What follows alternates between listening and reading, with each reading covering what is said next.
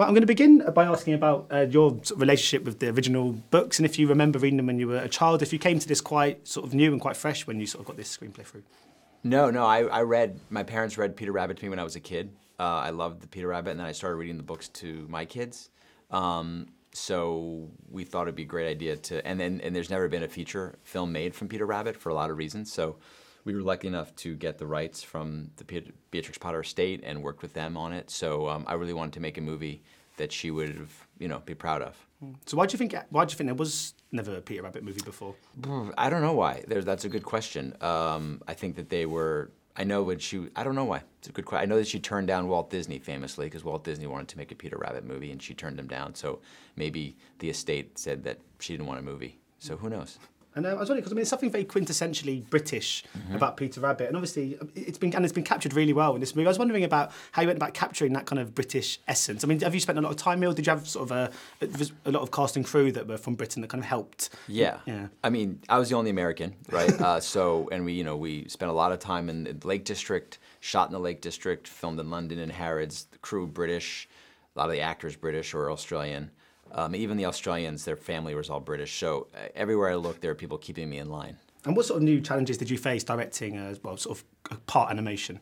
That the choices are endless. So because you can change stuff all the time, you do change stuff all the time, even though you probably shouldn't.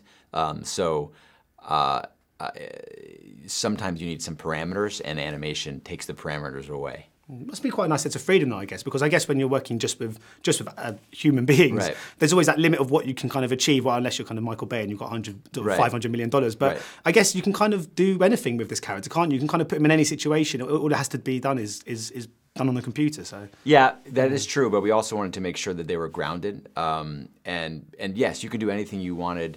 As long as it made sense. But again, that sometimes freedom is not a good thing. Yeah. Sort of boring sort of logistical question here, but yes, just in terms of how it was made, what did the actors use, for example, when they were working opposite a scene alongside these computed rabbits? Used various things. They used little stuffed animals, maquettes. They used people, women and men in blue suits. They used sticks. They used balls. They used lights. And sometimes every scene we did one without anything. They just acted against nothing, so they did everything you could possibly think of. Is there kind of less, I mean, obviously as a director, so much of your job is working with actors. When you're working with kind of voice cast, do you feel almost like you've got less to do? Because I guess you have to sort of leave them more so to their own devices than you would, say, if you're working with, say, Domhnall in this instance, compared to James. Did you almost feel like James was almost doing his own thing, or did you still spend a lot of time with him to help him really craft the voice and the kind of tone? Well, going back to the earlier thing, because I like to change stuff, all the actors in the when we did the voices, we constantly changed the characters and the lines constantly. So we would improv a scene or write a new scene for them, and then we would film the actors doing it, and then send it down for the animators to go against it. So I would say it was very similar working with the voice cast and the regular cast because we constantly changed things, and if someone came up with something, we would then riff on it and then make a phone call to the animators and say, guess what, we have to change this. I mean, it's an incredible cast. I mean, obviously, you mentioned Domhnall, and then there's James, but then you've got Daisy and Rose as well, and Sam Neill. I mean, it must have been so thrilled when you collected this ensemble. I mean, it's an incredible sort of group of people to work with. Oh, it was a dream. It was fun, and everyone, and lucky everyone we asked said yes because Peter Rabbit means so much to everybody. So it was a lot of fun, and I think it came together pretty well. Yeah. And I remember, but I think this screened a while ago, sort of when it was released in America and stuff, there was the controversy surrounding this Blackberry scene. Where, and I mean, when you were making the movie, did you make that scene, did it even cross your mind that was a scene that might have annoyed anyone? Or were you quite surprised when you found out there was a little bit of a backlash against the scene where they were pelting fruit at one of your characters? Well, we screened this movie for many people before we released it to make sure that it was okay. And it never came up. A lot of the backlash was from people that hadn't seen the film and didn't know what actually happened in the film. But so yes, it was a little troubling, and we never wanted to be insensitive. But the one good thing that came out of it was that people are talking about allergies, and so that is a really good thing. So we're very happy about that. But we're not happy that people were offended by it. But I mean, do you think that these days filmmakers do have to tread more carefully than they would have 10 years ago? Because there is a kind of inclination at the moment, potentially, I guess, with social media, where people do find a problem with anything these days. I mean, do you think as a filmmaker, as a storyteller, is there a new kind of pressure now to analyse projects and go, is there anything here that might offend, whereas perhaps 10 years ago, we would have just released without thinking about that?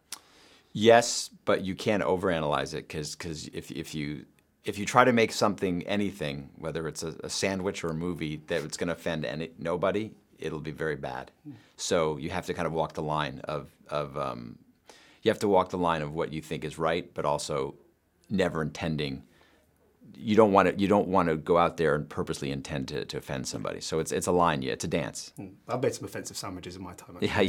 And it just must be great as well. I mean, you were saying obviously it's screened that to parents and children alike. It must be really great because you've made a few films before, but they've all not really aimed at kind of as young an audience as those that would be seeing Peter Rabbit. There must be something very fulfilling about seeing a crowd of people with loads of kids really enjoying something that you've kind of put out to the world. It's really fun seeing kids just kind of go crazy, but it's also and having laughing uncontrollably, which is the best sound there is in the world, by the way. But the other really gratifying thing is in this film, about the third or fourth minute into it, there's a lot of adult humor, and you see the adults kind of sit up in their chairs, and they go, oh wait, this is not a movie that I just had to fall asleep through when I brought my kids to or my nephew to. This is actually for me. And when you see the adults kind of sit up and they start to laugh and they get engaged and they laugh at things that the kids also laugh at, that's the most gratifying thing to me.